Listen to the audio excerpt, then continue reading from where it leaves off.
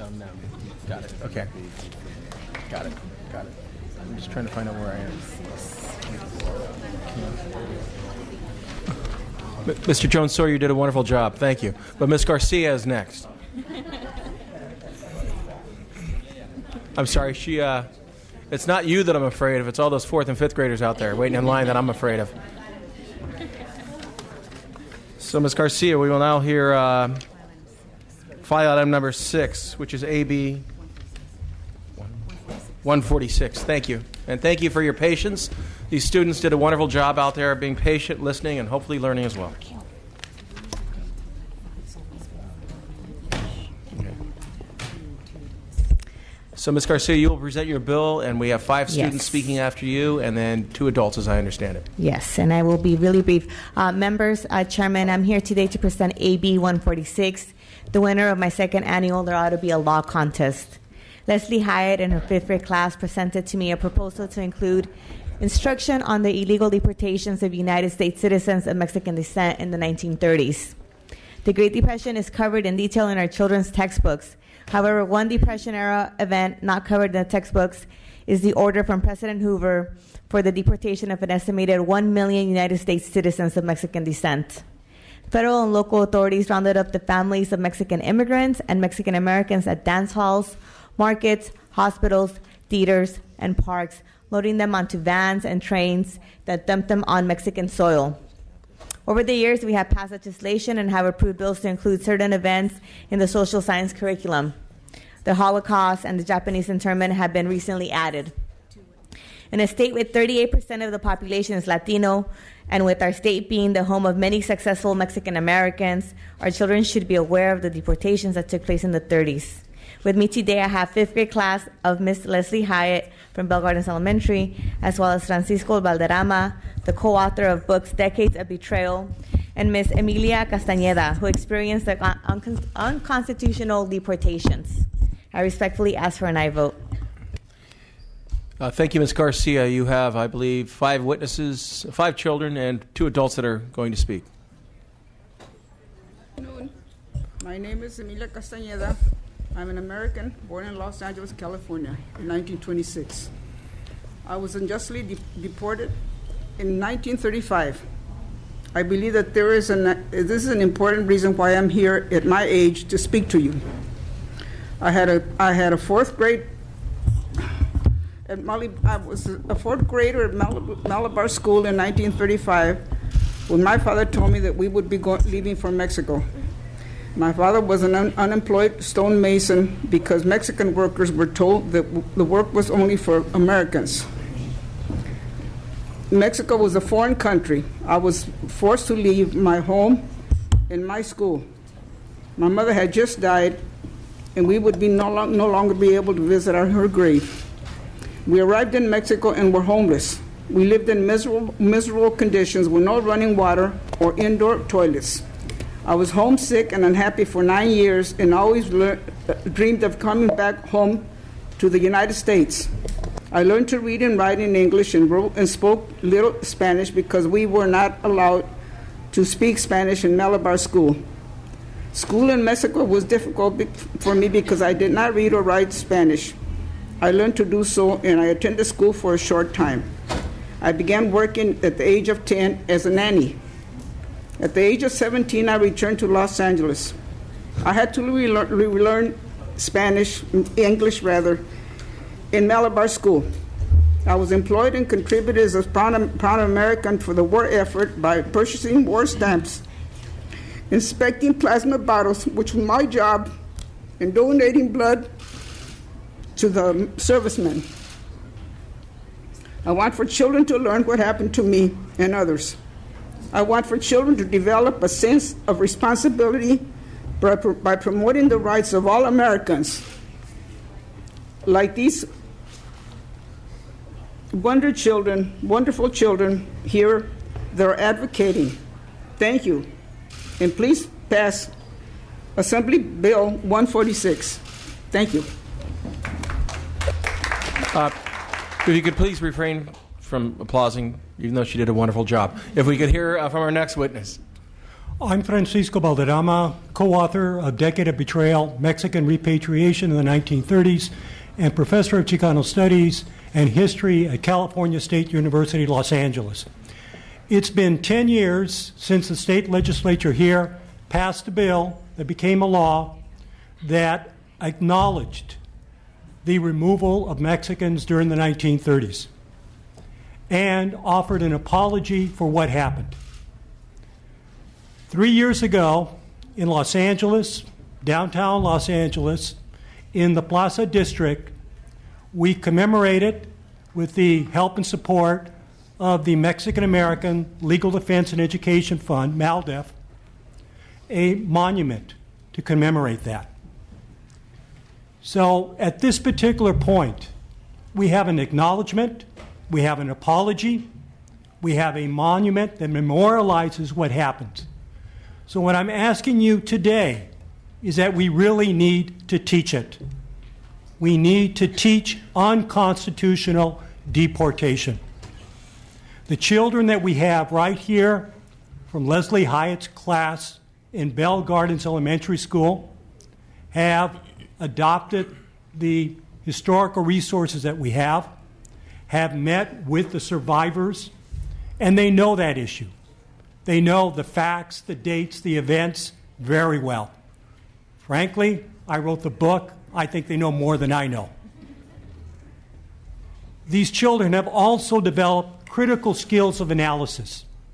They've also seen civic engagement right here, which tells us that studying this subject, learning about families that lost their property and their belongings, learning about families that found themselves in a foreign country, learning a foreign language, many of the children, learning about those that returned, like Mrs. Castañeda right here, learning about what happened and coming back, that needs to be part of our curriculum. We need to do throughout the state what's been done at Bell Gardens. Thank you. Thank you. Your other witnesses? Good afternoon, Assembly members. My name is Maquila Rocha, and I'm a 5th grader at Bell Gardens Elementary School, and we are asking for your vote on AB 146. History is an important part of our learning and our country. During our 4th grade year, we learned the migration of animals and humans. Our history books discuss the migration of many people, including the Japanese Americans who were displaced in World War II. As we study further, we learned of the mass migration of Mexicans, which began in the 1930s. In our search, we were unable to find any information about the subject. We had to research and look to others for information. Ms. Castañeda, one of our visitors, was deported in the 1930s and affected deeply by this. She shared her story of her childhood, and as a consequence of this, she was never to reunite with her father, a legal resident who had a house and a construction job, who was forced to leave his home. Beginning in the 1930s, over 1.2 million Mexican descents who were United States citizens were forced to leave their homes, some of them never to see their loved ones again. This is a part of our history that belongs in our future textbooks for future students to learn. In a survey taken in 2006, 5 out of 9 American history textbooks mention repatriation campaign, and only one of those dedicated have a page to the subject. We are asking that AB 146 be passed so that we have a voice and impact for what future students learn about our country and our history. Thank you. Please vote for AB 146. Thank you. Our next witness?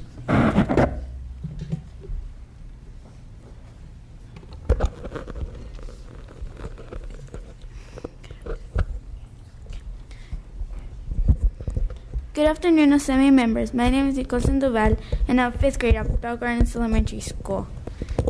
We support this bill because it is important to us and the grandsons and the granddaughters of the survivors of the 1930s who are for AB 146 to become a law. We support this bill because, like any other major American history or landmark in American history, unconstitutional was one of them. The reason I do not use the word repatriation is because repatriation means go back home. They were not going back home because 1.2 million American citizens were deported to Mexico unfairly. Just because they look Mexican or had a Mexican last name or name, they got deported to Mexico. They were still Americans and had a right to be in the United States. The people who were sent to Mexico did not have families or a home. Some did not speak Spanish, and others did have families, but it would be hard for them to go with them. These are some of the reasons why they suffered. Thank you for listening. We deserve to know this part of our history. I hope you vote for AB 146. Thank you.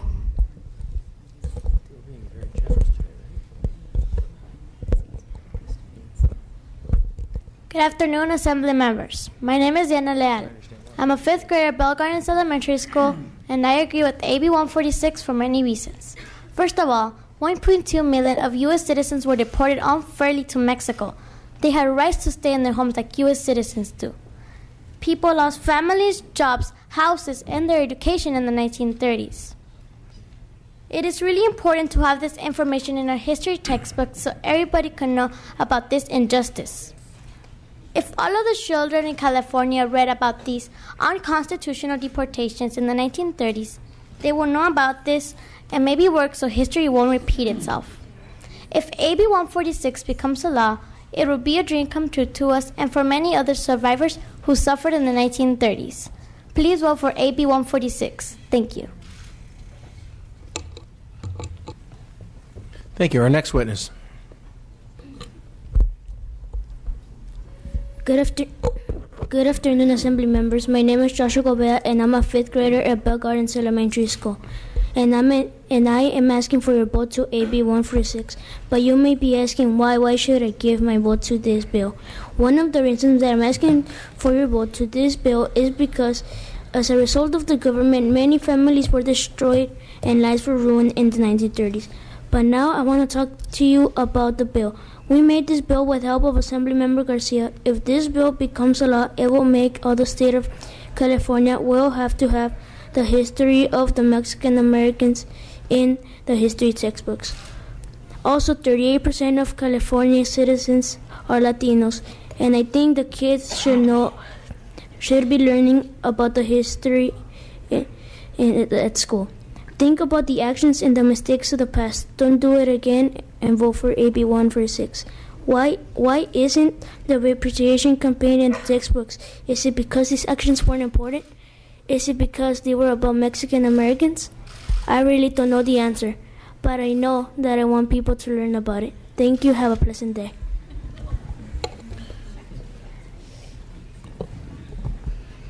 Good afternoon. My name is Janet Martinez. I'm a fifth grader at Bell Gardens Elementary School. The reason of our visit is due to our shameful actions of 1930 during the Depression. Most importantly, the unconstitutional deportations of Mexican American citizens during that generation. This era should be as important as many other movements marked on our textbooks today. Isn't the Mexican repatriation as important as the Chinese Exclusion Act, as the Japanese relocation, as the Bracero program, and as the Indian Removal Act? We know it is just as important. Therefore, I feel that everyone should have the opportunity to learn and be aware of the facts to help students better understand today's generation. Please, with your vote about AB 146, the truth of what happened will be on our history textbooks forever. Thank you. Thank you. I believe that finishes up our witnesses. If we go to members of the public. Hi, my name is Jose Cadena.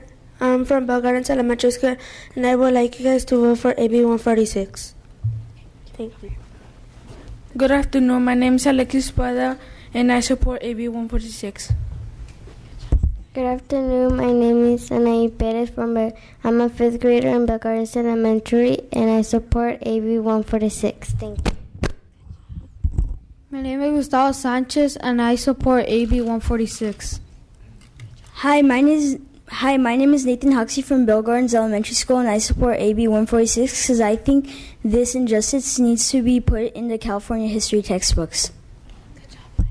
Hi, my name is Justin Ortiz, and I support AB 146. Hi, my name is Jesus Benal, and I support AB 146. Hi, my name is Jason Gonzalez. I support AB 146.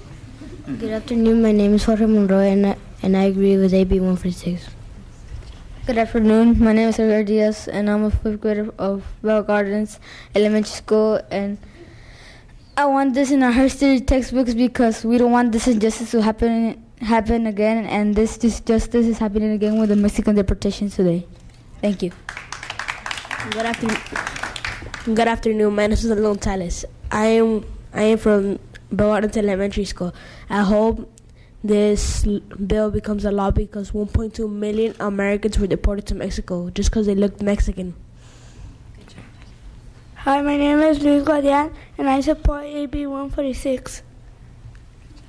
Hi, my name is Karin Flores, and I support AB 146. Good afternoon. My name is Josh Hernandez, and I'm a fifth grade at Bell Gardens Elementary School, and I support AB 146. Good afternoon. My name is Teresa Angel, and I support AB 146. Hi, my name is Leslie Hernandez at Bell Gardens Elementary School, and I support AB 146. Good afternoon. My name is Jacqueline Breno, and I'm a fifth grader at Bell Gardens Elementary School, and I support AB 146. Good afternoon. My name is Jenny Lucas, and I am from Bell Gardens Elementary School, and I support AB 146. Hi, my name is Lynn Donnelly. I'm a fifth grader at Bell Gardens Elementary School, and I support AB 146. Thank you. Good afternoon. My name is Kiara Areza Larios, and I'm from Bell Gardens Elementary School, and I support AB 146. Thank you. Good afternoon. My name is Justin Garcia. I'm a fifth grader at Bell Gardens Elementary, and I agree with AB 146. Thank you. Good afternoon. My name is Maria Hernandez, and I am a student at Bell Gardens Elementary School, and I support AB 146. Good afternoon. My name is Angela Figueroa. I am a student at Bell Gardens Elementary School, and I support AB 146 because this was an injustice in the 1930s. Thank you. Good afternoon. My name is Alison Castellanos, and I am a kid on Bell Gardens Elementary School. Thank you. Good afternoon. My name is Alexandra Rugo, and I agree with AB 146. Hi, my name is Uriel Mendez, and I support AB 146. Hi, my name is Joaquin Martinez, and I support AB 146. Hi, my name is Pedro Castro, and I'm from Bell Gardens Elementary, and I support AB 146. Thank you. Hello, my name is Derek Barragan, and I support AB 146. I'm Christine Valenciana, Associate Professor of Elementary and Bilingual Education from California State University, Fullerton. I'm also a scholar in this area, as well as the granddaughter and daughter of survivors of this terrible injustice. Please pass this bill so that my students will be able to teach it to their students. Thank you. Good afternoon, Lonnie Cupchoy, board member of Montebello Unified School District, and I fully support not only these students and the wonderful work they're doing, but I strongly encourage you, please pass AB 146. Good afternoon, Susana Contreras Smith, Superintendent of the Montebello Unified School District, and I support AB 146, and Bell Gardens Elementary is one of our elementary schools. Thank you. Good afternoon. My name is James Sams. I'm the principal at Bell Gardens Elementary School. Please support AB 146. Thank you. Good afternoon. Edgar Cisneros, Board President, Montebello Unified School District, urging your support of these students and AB 146. Thank you. Hi, my name is Leslie Hyde. I'm a teacher at Bell Gardens Elementary School, the teacher of these wonderful students, and please support AB 146. Isabel Garcia, on behalf of the California Teachers Association, we're proud to support this bill, and we salute and commend the fifth grade class of Bell Gardens for bringing this bill forward, and of course the teacher. Thank you. Thank you. Is there any opposition? Seeing no opposition, do we have any comments from the committee members? Seeing no comments from the committee members,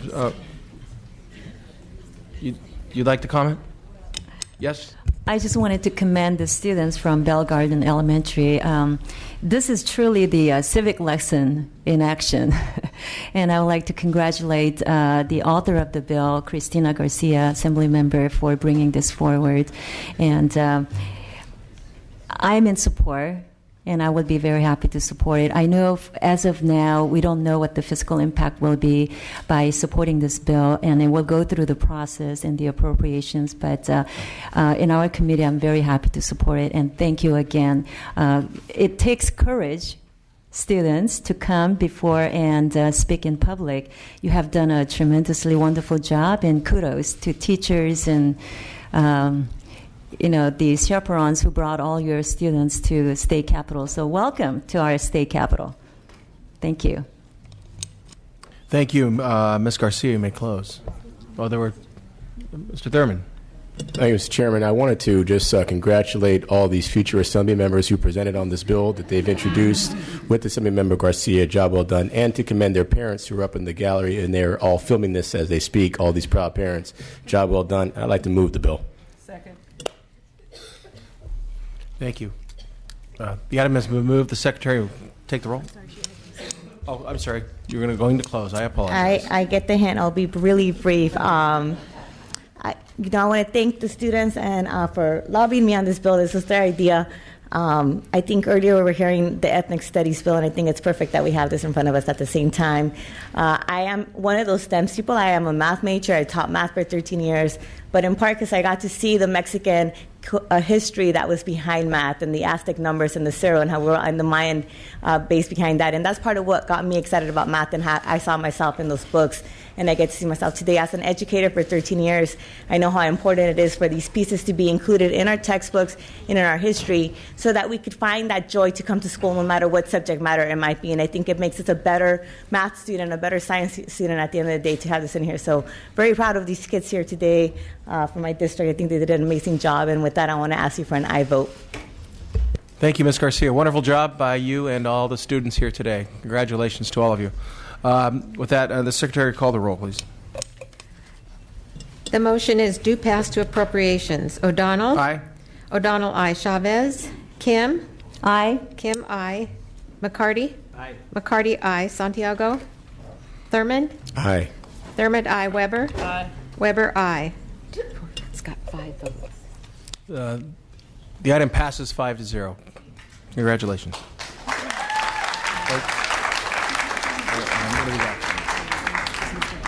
Is he here? Next is Mr. Bonta, file item number 1. Mr. Bonta, please come forward.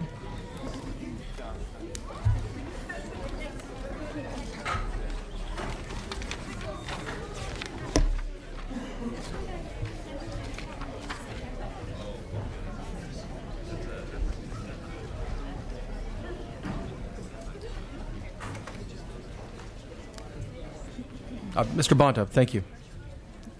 Go ahead. AB 7. Thank you, Mr. Chair. Members, I want to start by accepting the technical amendments offered by the committee and thanking the committee staff for their work on this bill. Thank you very much for your help and support on this. I'm proud to present AB 7 to you today, which establishes October 25th as Larry Itliong Day in California and inaugurates it as a special day of significance within state law to honor and recognize Mr. Itliong's contributions to our state. As the first Filipino-American state legislator in the history of California, it is important to me to help tell the stories of the Filipino-American experience in California and of the Filipino-American community's contributions to the state, stories that, for different reasons, have been largely untold up to this point. One of the greatest leaders within Filipino-American and California history is Larry Itliong, a prominent labor organizer and farm worker who fought for social, economic, and racial justice on behalf of farm workers and working people. And he not only organized and fought for workers' rights in our great state, he also worked and made progress in the Midwest, Pacific Northwest, and Hawaii. Mr. Itliong dedicated his life to ensuring that workers of all races and backgrounds had basic rights and opportunities, simultaneously blazing the trail for future leaders within the organizing community. As a leader in this critical movement, he helped change the way California treats its employees. He is a role model for all Californians, and his life's work should be appropriately honored and recognized by establishing October 25th, which is his birthday, as Larry Itliong Day. Today, I'm honored to have with me 2 witnesses in support of AB 7, first Mark Grossman, who served as Cesar Chavez's longtime press secretary, speechwriter, and personal aide, working with him the last 24 years of his life, and still serves as a spokesman for the United Farm Workers. And Sid Valador, author of the original writings of Philip Vera Cruz and assistant to Larry Itliong in 1971. I'd like to turn it over to my witnesses, if that's okay, Mr. Chair. Your witnesses, Mr. Bonta. Go ahead. Mr. Chair, members, Mark Grossman for the United Farm Workers of America and the Cesar Chavez Foundation. I had the privilege of knowing Larry Itliong after I first got involved with the UFW in the late 1960s. I also worked for many years with other UFW Filipino leaders like Pete Velasco and Philip Vera Cruz and Andy Imutan. Earlier this month, we celebrated an historic civil rights anniversary, Bloody Sunday, in Selma, Alabama. This September, we mark another civil rights milestone. And that's the beginning of the Delano grape strike. That's when heroic Filipino farm workers, led by Larry Itliong, walked out on strike against Delano area growers of wine and table grapes, and then went to Cesar Chavez and asked him and his mostly Latino union to join their picket lines. Growers had historically used one race against another to break strikes, so the strike leaders in Delano, Cesar and Larry and the others, insisted that the two races share the same picket lines, the same union hall, the same strike kitchen. Victory in the grapes came after 5 tough years of striking and boycotting, but it was really a tribute to the genuine racial solidarity that developed, which is a lesson in multi-ethnic solidarity that is as relevant today as it was back then. Yet the Filipinos' crucial role in the Delano walkouts is little known today. Mr. Bonta's bill extends long overdue recognition to Larry Itliong, whose illustrious organizing career spanned many decades. But like the Cesar Chavez state holiday, AB 7 would do more than honor one person. It would honor all the Filipino brothers whose lives, like Larry's life, were ennobled 5 decades ago when they challenged and overcame one of California's richest industries. And in the process, they forged a movement that changed all of America for the better. Urge your support. Thank you. Thank you. The next witness. Chairman O'Donnell, Vice Chairman Chavez, honorable members of the Education Committee, I thank you for affording me this opportunity to support AB 7, number 7, Bonta Public Schools Larry Itliong Day. To add more depth to this presentation, I submit to you 2 pages. In 1971, I was the assistant to Larry Dulay Itliong of the United Farm Workers Organizing Committee of the AFL-CIO, headquartered at 40 Acres Delano. Cesar Chavez was the director. Larry Dulay Itliong served as the assistant director. But also at that time, he was the national and international director of the boycott.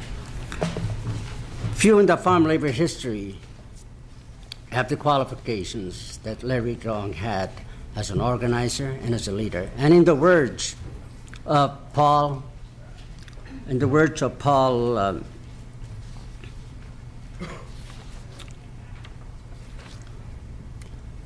Schrade, the West Coast Regional Director of the United Auto Workers and a close associate of the late Senator Robert F. Kennedy, said, Larry Itliong, a practitioner who had been involved in the labor movement for a long time, a very practical and serious organizer and negotiator. The extensive background of Larry Itliong is very impressive, but the important thing to bear in mind that the struggle of Larry Itliong and the Filipino Americans was that they, in their struggle, they added to the meaning of they added to the credence of the Declaration of Independence and the Constitution of the United States. And placing Larry Dulay Itliong among the icons of our great state would be a testament to the special significance of California's Americans with a Philippine heritage, and the passage of AB 108 would further enlighten the vibrancy of California and serve as a source of inspiration for generations to come. Assemblymember Rob Banta, and members of the Education Committee, once again, I thank you. Thank you. Are there any members of the public? Come forward. Just state your name, your affiliation, and your position on the bill only, please. Hello, my name is Daniel Buais Lumbang. I am a college student and also a board member of PNDA, Philippine National Day Association. And as a Filipino and American, I definitely agree with AB 7 to promote more objective education. Thank you. Thank you. Christopher Castrillo on behalf of Los Angeles Mayor Eric Garcetti in strong support. Thanks. Conrad Panganiban, master's student at San Francisco State University, and I support AB 7. My name is Jose Padilla. I'm the state director of an organization called California Rural Legal Assistance. Making this comment on just personally, 50 years ago, CRLA was founded by a number of attorneys and organizers. Among the organizers founding CRLA were Cesar Chavez, Dolores Huerta, and Larry Leong. And so I would urge you to support AB 7. Thank you. Move the bill. Thank you. Are there any members of the public wish to come forward with opposition? Seeing no opposition, any committee members wish to comment? Thank you. Mr. McCarty? Thank you, Chair. Mr. Bonta, thank you for bringing this to the committee. I'd be glad to support and add it as a co-author when you make amendments down the road. I just think it's appropriate, too, that you bring this bill up as we celebrate Cesar Chavez Day this week. It's an important note is that. And on a personal note, I had the privilege this summer to go down to Delano to visit on the 40th anniversary the celebration of the building of Agbiani Village.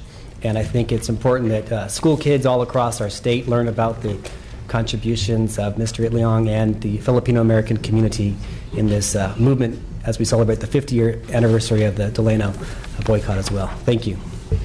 Thank you, Mr. McCarty. Ms. Young Kim. Sure. Thank you for bringing this bill forward. As you know, I do represent a very vibrant, a large Filipino-American community in my district.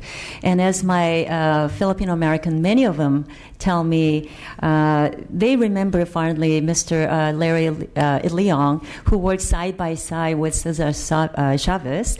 And they remember him to be the most quiet but very active member who worked behind the scenes, because in their words they say Mr. Cesar Chavez was more articulate, so Mr. Ariel Leong was always behind the scenes. Regardless of how they worked together, I think they were very effective in their activism. And so I'm very happy to support this bill. And in my understanding, Larry Leong Day has been celebrated for many years in the city of Carson for many years. And I think it's only right that we support this to continue that transition. And also, he's not only important in the, in the Filipino-American community, but for all of us in the state as a whole. So it is important for our students to have an opportunity to recognize his contributions year after year and through the Day of Significance. So I'm happy to support the bill. Thank you. Mr. Bonta, would you like to close? Members, thank you for your comments and for your consideration. I respectfully ask for your aye vote. The motion is to pass as amended. The Secretary will call the roll, please. O'Donnell. Aye. O'Donnell, aye. Chavez. Kim. Aye. Kim, aye. McCarty. Aye. McCarty, aye. Santiago. Santiago, aye. Thurman. Aye. Thurman, aye. Weber. I'll aye, and I'll second the bill. I don't think we had a second, so. I thought we did, no? Oh, that's right. Thurman moved it, and Weber is seconding. I'll second it now. It's done now. Thank you. 6-0. The motion passes 6-0. Thank you, Mr. Chair and members.